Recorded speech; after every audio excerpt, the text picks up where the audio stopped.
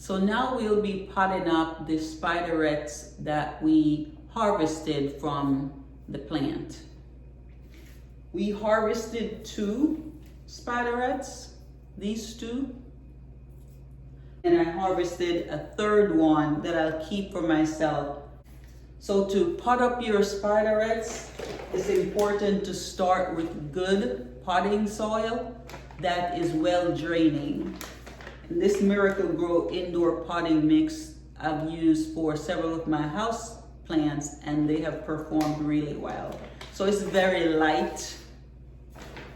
It's very, very light. Perfect. Now we'll also need to use a pot that has drainage holes. This one has 1 hole because it's important that your spider plant does not sit in water, that the water is able to drain through the soil and to prevent any root rot.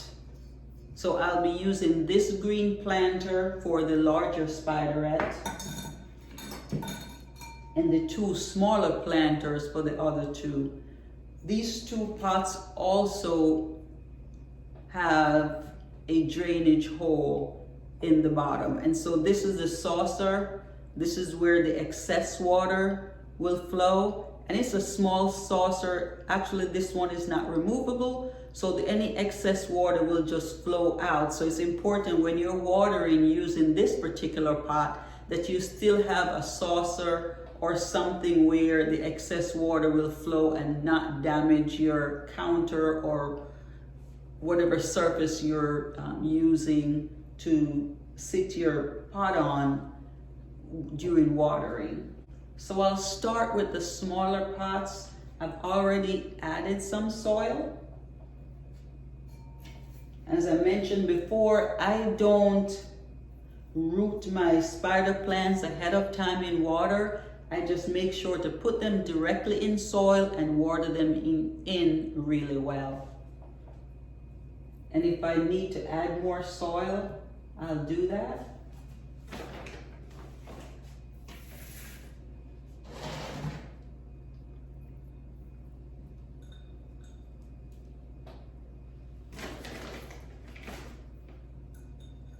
These are just wonderful plants. They are very easy to take care of. As long as they get the correct amount of light, which they need bright, indirect light. They get sufficient water, but no overwatering. If all else fails, it's actually best for them to go dry in between watering. And the light should be bright, indirect light. They will also thrive in low light. However, the variegation in the leaves may not be as pronounced. So your white may not be as vibrant of a white, and your green may not pop and shine as much as if it's getting sufficient light. No direct sunlight because that will scorch the leaves. No overwatering. And this is a plant, when it's mature, that you can hang in a corner. Or you can sit it on a desk or on a windowsill. It's a fantastic plant. Now let's do the other 2. So this is one down. Get my second spideret. Look at those beautiful roots. This is a plant that very readily propagates itself. All we need to do is to remove the pups, put them in soil, water it in really well, and we have an entirely new plant. Just like that. Very simple. There's no green thumb required. if you're afraid that you will kill a house plant, or you don't have any luck with it, with house plants in general, this is the plant for you. Spider plant.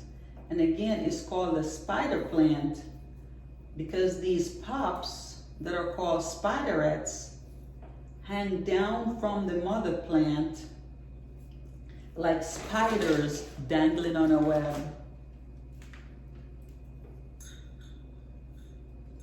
So what I'll do next is I'll just water them in. But look at that. That's a ready-made plant. Ready-made plant. And my neighbor is going to really enjoy this plant.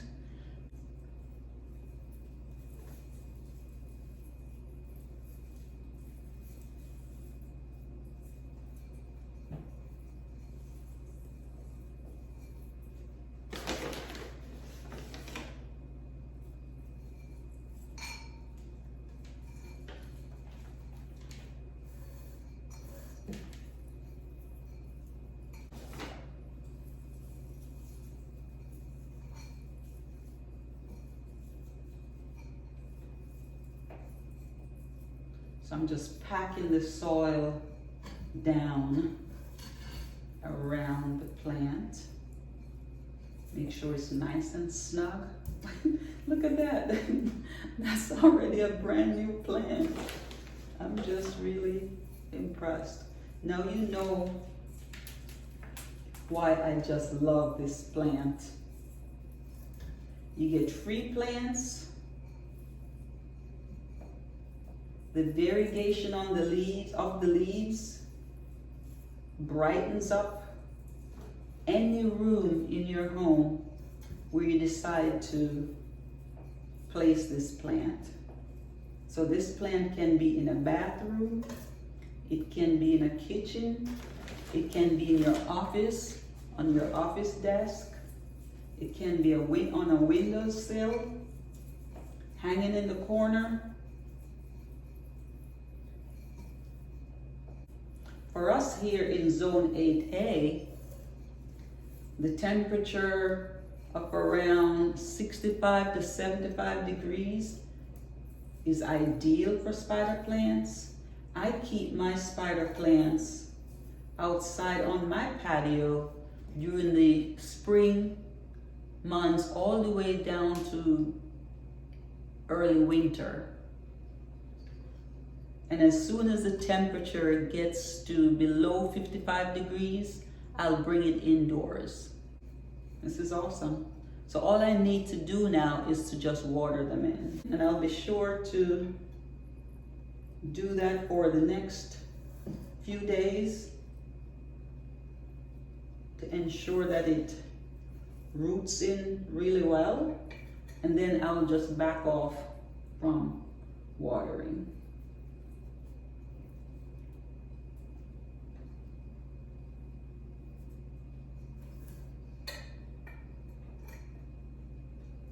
Okay, so it's not yet flowing through the saucer, but it's moist.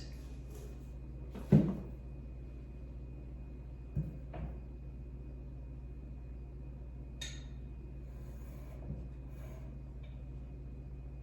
you may want to go ahead and secure it just a little bit more after watering. Wow, this is beautiful. It's a brand new plant, an entirely new plant.